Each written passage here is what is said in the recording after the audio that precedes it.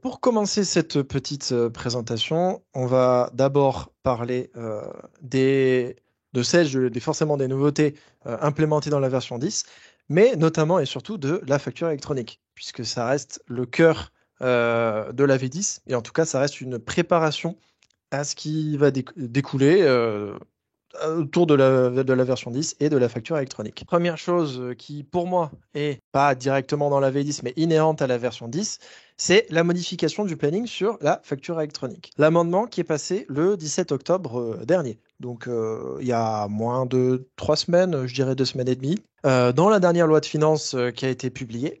Et effectivement, ce que l'on peut remarquer, c'est que le calendrier a été changé, notamment sur, donc là, comme vous pouvez le voir, pour la partie le 1er septembre 2026 pour les grandes entreprises, donc l'obligation de simplement d'émettre les factures pour les grandes entreprises. C'est-à-dire que là, effectivement, pour le 1er septembre 2026, vous devez être obligatoirement capable de recevoir des factures sous format facture électronique. Et par contre, effectivement, pour les petites, moyennes entreprises et micro-entreprises, ce sera uniquement le 1er septembre de l'année suivante. À savoir que, comme je l'ai surligné en jaune ici, au mieux, il y aura un ajustement de un trimestre, mais ça ne sera pas reporté plus tard. C'est-à-dire que là, c'est la date butoir, c'est concrètement à la rentrée 2028, enfin voilà, en début d'année 2028 en tout cas, vous serez obligatoirement dans tout ce qui est facture électronique. Pourquoi ça a été repoussé pour diverses raisons? Déjà parce que dans les statistiques qui étaient mises en place par le gouvernement, on a eu, en tout cas pas des statistiques, des sondages plutôt, on était quelque chose comme 48% des entreprises qui étaient prêtes à ce changement et qui estimaient qu'effectivement il leur fallait du temps en plus. Ça serait la première des choses. La seconde des choses, c'est qu'au niveau de l'État, au niveau des serveurs et de Bercy, bon, on n'est pas forcément non plus prêt comment dire, à encaisser ce flux d'informations, puisque pour rappel, si jamais vous ne le savez pas, toutes les informations, que ce soit sur les factures de vente ou d'achat, vont transiter par un portail public, donc le PPF, le portail public de facturation. Donc forcément, ça va prendre de la donnée et il n'est pas encore certain que l'État, en tout cas, soit prêt pour accueillir un flux aussi énorme de factures qui se compte en plusieurs millions de factures journalières. Donc c'est aussi une des raisons. Maintenant, pourquoi je vous parle de tout ça? C'est qu'évidemment, il va falloir être prêt. En tout cas, il va falloir se préparer d'ici ces deux intermédiaires, enfin ces deux échéances, pardon. Et c'est dans cet objectif-là que la V10 apparaît. Pourquoi? Parce que directement, la V10 est compatible, que ce soit en émission et en réception, notamment sur la partie Facture X, avec, ça on va le voir tout à l'heure, mais la possibilité d'émettre ou non des factures X ou simplement ne pas les émettre. Alors attention, c'est pas par client, c'est où vous les émettez et vous aurez le petit point XML, mais on va regarder ça juste après, ou vous n'émettez pas. Mais dans les deux cas, voilà, l'option est directement implémentée avec la version 10 et globalement, ça marche plutôt bien, en tout cas à l'émission, puisque pour l'instant, rien n'est prêt du côté fonctionnel étatique, je dirais. En tout cas, à l'émission, voilà, Sage est déjà dans les clous. Secondement, donc les plateformes de ce qu'on appelle les PDP, les plateformes de dématérialisation partenaires, ont été validées par Sage et sont uniquement compatibles avec la V10. Donc c'est pour ça que je vous conseille fortement, d'ici en tout cas 2026, de passer en version 10, puisque il vous faudra un minimum la version 10 pour être en facture électronique. Et le troisième intérêt de la V10, c'est que effectivement, on a des fonctionnalités pour se préparer également, notamment sur la partie des éléments de structure, que ce soit sur les clients ou les fournisseurs. Et c'est pour ça que la V10 a un réel intérêt que je vais vous présenter tout de suite. Et donc évidemment, comme je vous disais, se préparer aux conformités. La première, c'est la possibilité de récupérer des informations sur les fiches tiers, notamment sur l'identification des tiers. Là, cette fois-ci, on va passer directement en gestion commerciale. Donc là, voilà, moi je suis en V10, c'est une base test. Maintenant, quand vous allez directement dans les fiches clients ou fournisseurs, hein, n'importe lequel, vous pouvez directement aller chercher des informations sur les fiches tiers. Ces informations, donc là j'ai pris par exemple EDF, j'ai pris des grosses boîtes entre guillemets, puisqu'on sait que c'est elles qui vont être impactées en premier à l'émission. Le but du jeu, c'est que eux puissent émettre, mais que vous aussi, vous puissiez aller récupérer sur le portail PPF, le portail public de facturation. Pour ça, vous devez être carré dans l'identification de certains onglets. Concrètement, quand vous rentrez dans une fiche tiers, vous avez tout un tas d'informations à remplir. Vous avez le siret, vous avez l'identifiant TVA, le code NAF, les adresses ici et également donc le nom. Alors pourquoi j'ai pris un nom comme ça? Parce que, enfin, un nom d'une entreprise connue, parce que eux sont déjà dans l'annuaire.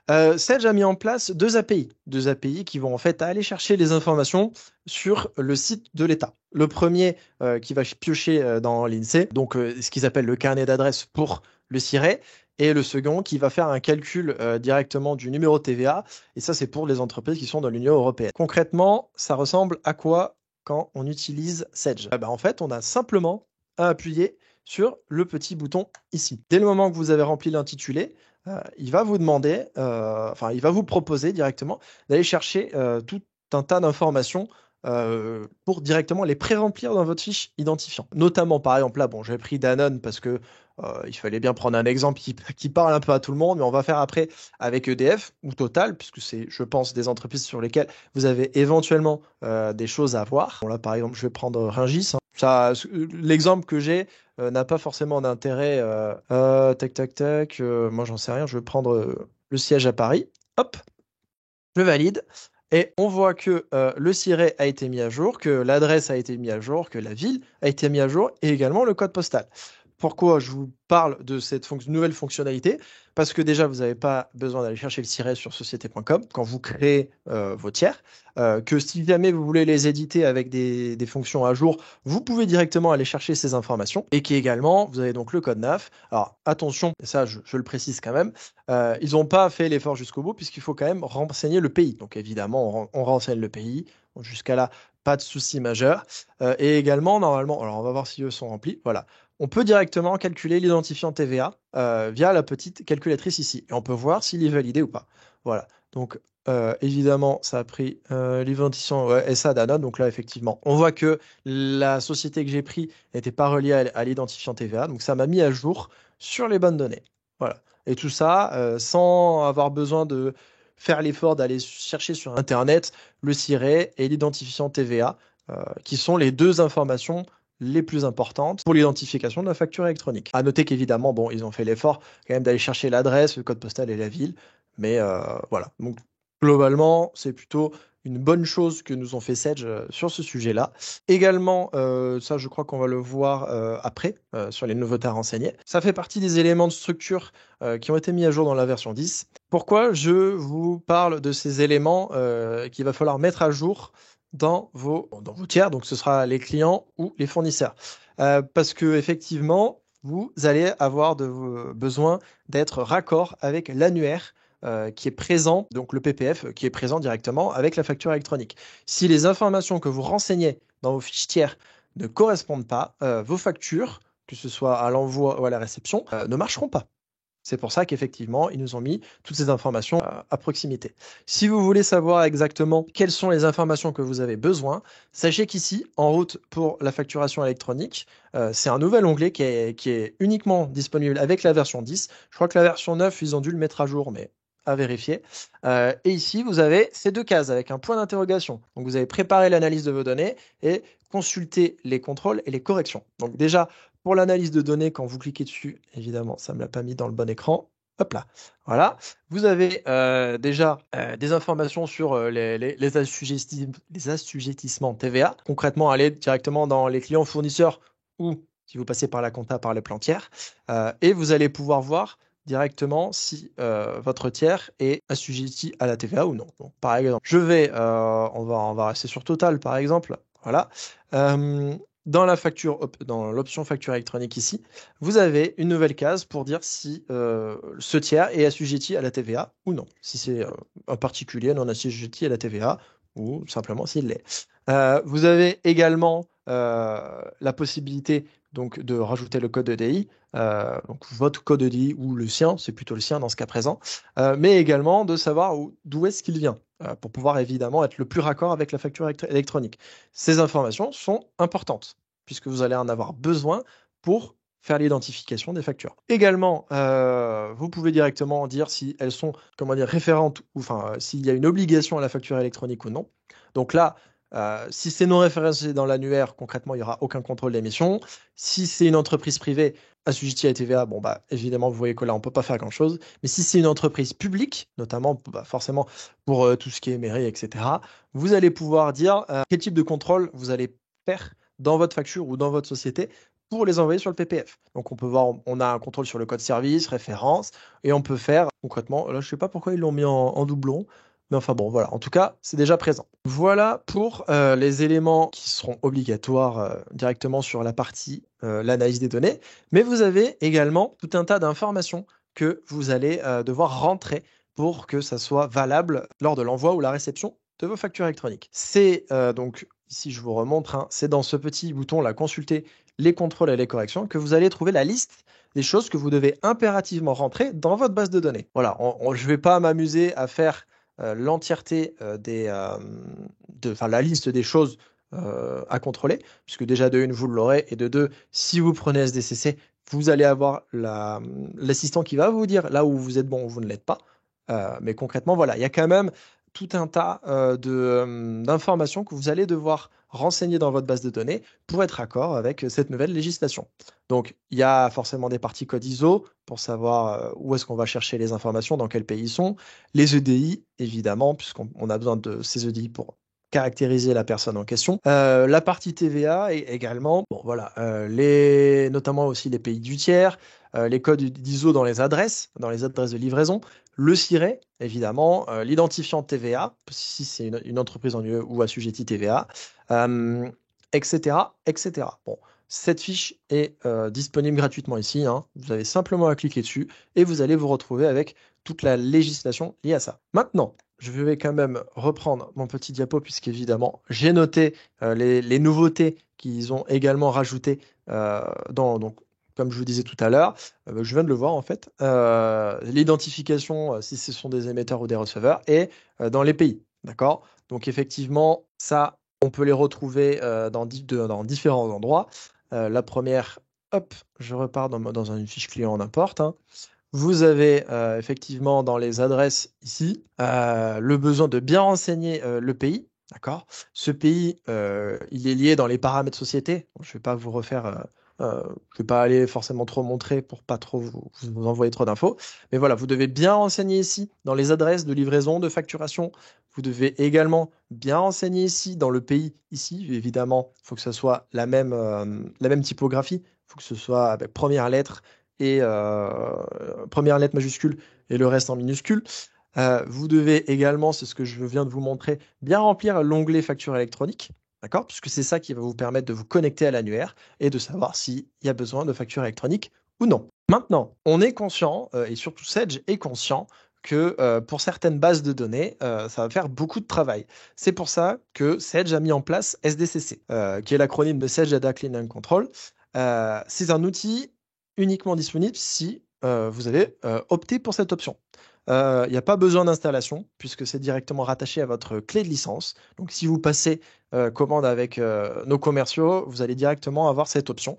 Et comme je vous l'ai montré ici, vous allez avoir un assistant de mise en conformité. Et concrètement, pour pouvoir l'utiliser, vous cliquez dessus, hop, voilà, et vous allez avoir tout un speech sur les prérequis. Donc ça va vous renvoyer sur les informations ici, hein, quels sont les besoins d'application, etc. Ce SDCC, attention, il est lié à votre numéro de commande. Donc effectivement, c'est lié à votre contrat. Donc également, ça, c'est pas compliqué à renseigner dans les paramètres société, mais voilà, sachez-le. Donc il n'y a pas forcément de possibilité de récupérer des informations d'autres contrats pour blouser. Voilà, si vous avez SDCC, c'est que pour vous. Et de toute façon, Sedge a bloqué l'utilisation. Voilà, si vous l'avez, vu que c'est payant, ils ont quand même mis une protection. Bref, pour se lancer dans SDCC et pour manipuler SDCC, vous cliquez ici, assistant de mise en conformité. Ici, donc là, tout un petit speech enfin voilà, je vous laisserai le lire si vous en avez besoin.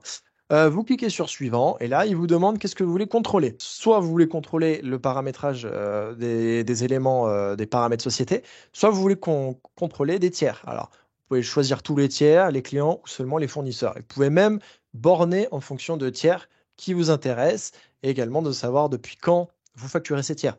C'est évident que vous avez forcément des clients qui traînent dans votre base de données, qui ne sont pas mis en sommeil et qui n'ont pas d'intérêt pour vous. C'est pour ça qu'il vous propose de directement mettre une date pour la facturation, depuis quand on facture ses clients. Comme ça, tous ceux qui sont à vendre ne sont pas contrôlés.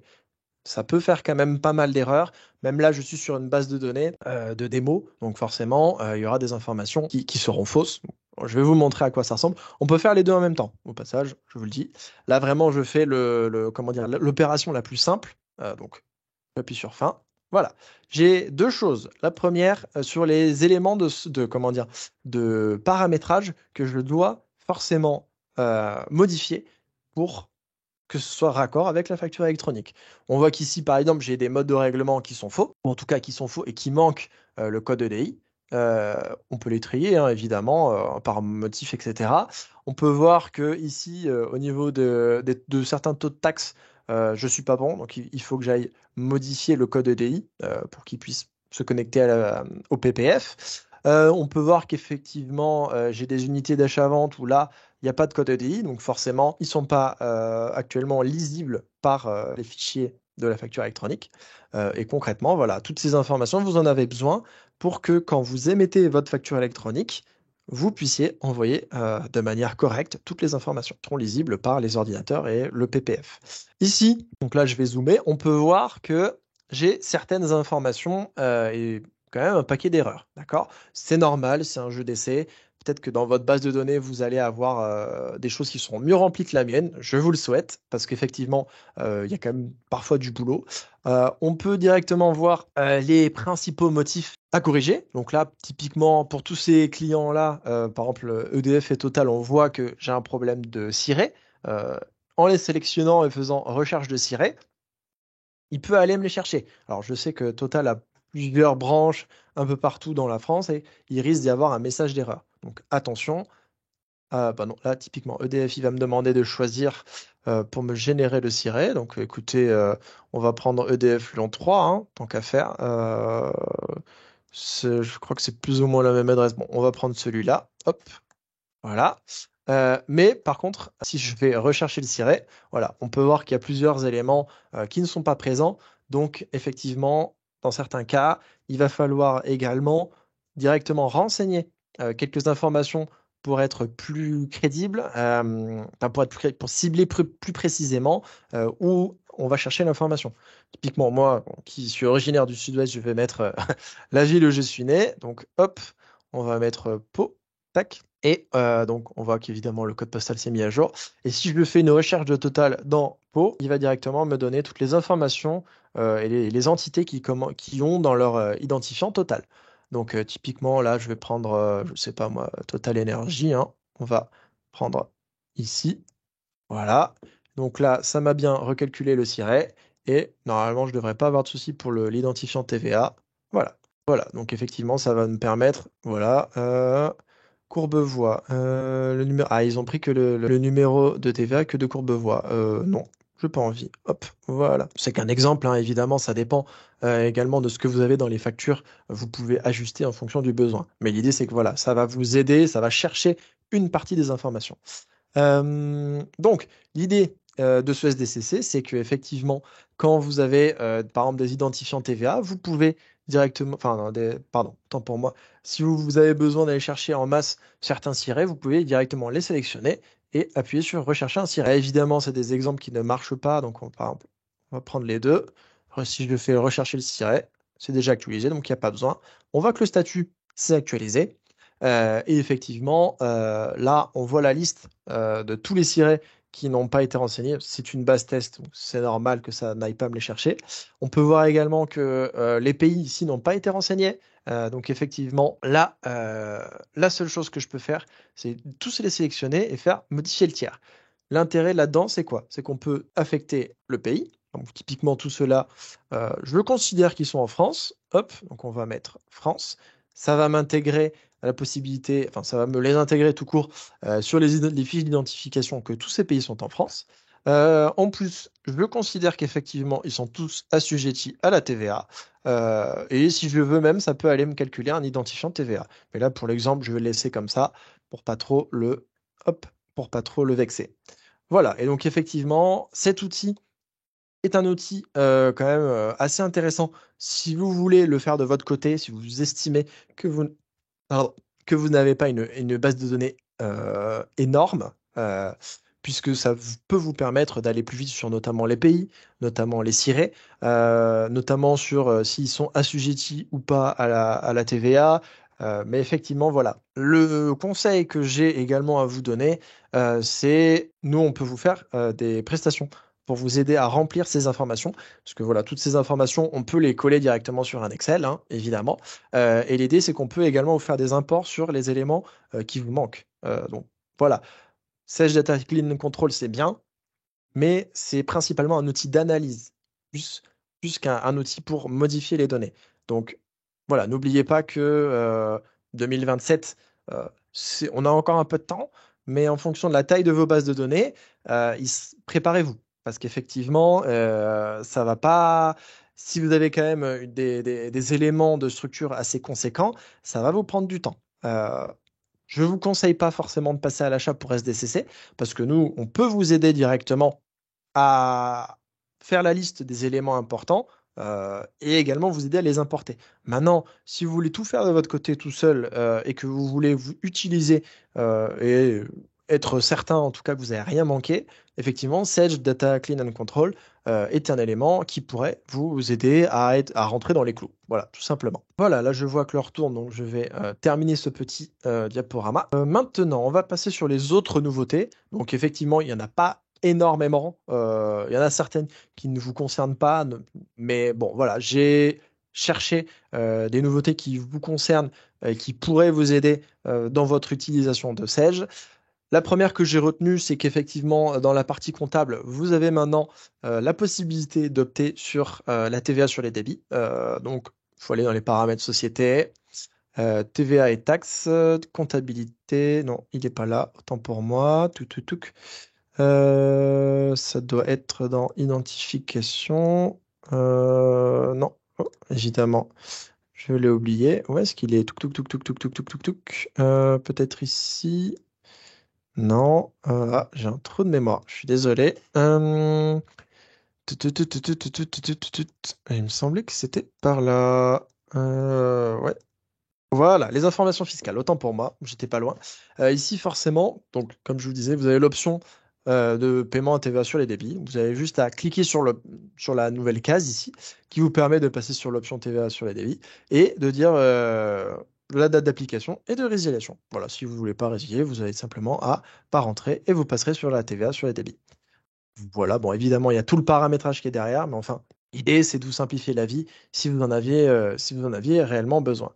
La seconde, c'était l'automatisation de la mise à jour comptable. Donc, si vous voulez envoyer vos documents, par exemple, si vous voulez comptabiliser vos factures et que vous voulez le faire pendant la nuit, par exemple, sachez que l'option entre guillemets de comptabilisation, donc typiquement, si je veux aller comptabiliser les factures avec le bouton comptabiliser, sachez que maintenant, on peut vous faire ce qu'on appelle une commande externe via Windows qui va vous lancer la comptabilisation, par exemple, tous les soirs à minuit, et comme ça, vous n'avez pas besoin de le faire le matin.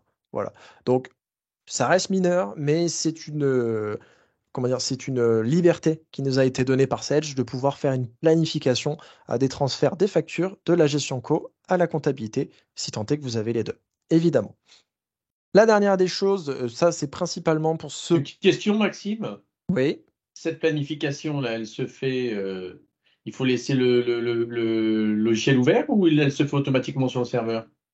Non, ça se fait directement sur le serveur. C'est une tâche planifiée Windows. D'accord, ok. Voilà. Merci. Merci. Dernière petite chose, c'est l'interrogation. Donc, bon, ça reste mineur, hein, on est bien d'accord. Mais enfin, voilà. Tac, tac, tac. Je vais prendre un article qui parle l'eau. Par exemple, je vais me prendre mon lingot d'or. Maintenant, vous avez un nouveau bouton qui est suivi série Hello. Donc, effectivement, avant, vous deviez faire interrogation, puis ensuite aller regarder dans détail, numéro de lot en stock. Et là, vous avez la liste. Maintenant, vous avez depuis la fiche article la possibilité de directement cliquer sur suivi série lot. Donc, c'est valable pour les numéros de série et les numéros de lot. Et ça va vous permettre de directement avoir des informations principalement axées sur les numéros de série, les numéros de lot, si vous en avez besoin, si vous voulez savoir où est-ce que vous en êtes. D'accord? Donc là, typiquement, je vais prendre le lot ici. On va afficher. on peut voir que dans la partie globale, j'en ai 10, que dans la partie détaillée, ici, j'en ai 10, que, bon, ça n'a pas forcément le plus grand intérêt, donc on va en choisir un autre. Par exemple, ce lot-là, combien j'en ai? Hop, on peut voir que j'en ai rentré que 5. Et si je veux basculer sur un autre lot, hop, j'ai juste à sélectionner et voilà.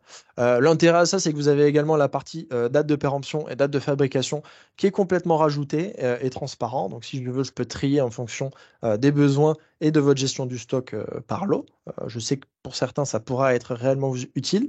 Et si vous remplissez certains compléments lors de votre numéro de série ou votre comment dire, si vous si vous remplissez la partie complément, vous pouvez directement taper dedans pour aller chercher les compléments qui sont attachés à votre numéro de lot ou votre numéro de série. Voilà. Euh, c'est globalement la partie, enfin en tout cas les parties que j'ai trouvées les plus intéressantes sur la V10.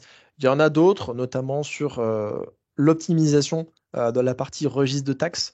Mais pour ça, vous devez forcément avoir paramétré toute la partie TVA. Et je sais que pas mal d'entre vous n'utilisent pas la partie TVA dans Sage. Et étant donné que c'est pas forcément, en tout cas maintenant, un, un outil que vous utilisez tous les jours, j'ai préféré vous parler des choses qui, moi, me paraissaient essentielles, en tout cas à savoir pour cette partie au niveau de la version 10.